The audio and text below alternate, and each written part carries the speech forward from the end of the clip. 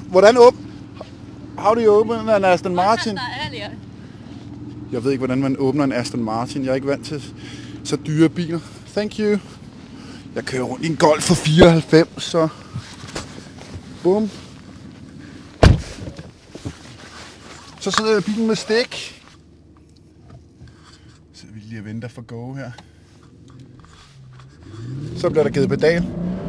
Man kan godt mærke, at der er lidt hestekræfter, men jeg skyder løs. Vi må finde ud af det.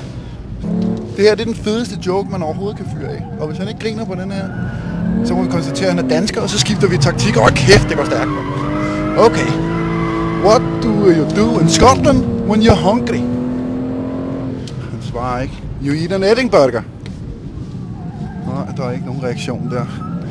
Så må vi skifte taktik. Så må vi gå ud fra, at det er en dansk racerkører. Vi kan udelukke Nicolas Kieser. Han stod ude på banen, så det er ikke ham. Så spørgsmålet er, hvem det så kan være. Det kunne faktisk godt være Torgild Thyre. Han svarer ikke, når man siger noget. Han har ingen humor. Så det kunne det faktisk godt være. Det kunne også godt være Jan Magnussen. Big Mac, du ved. Hold da kæft, det går stærkt der. Der var jeg helt sikker på, at han kørte en fotograf ned, men fotografen overlevede. Så har jeg lige en dansk joke. Hvis han ikke hopper på den her, ja, så er han så heller ikke dansker, og så må vi sige, vi har opgivet missionen. Hvad hedder det, når en ko går ned ad catwalken i Paris? Der er ingen reaktion. Det er en kommode.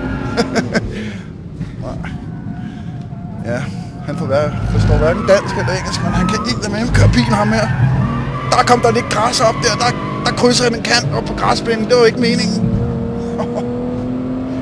Det går stærkt. Jeg kan godt sige, at der er altså en heldig lytter, der skal glæde sig til denne her tur her, fordi det er for vildt. Wow.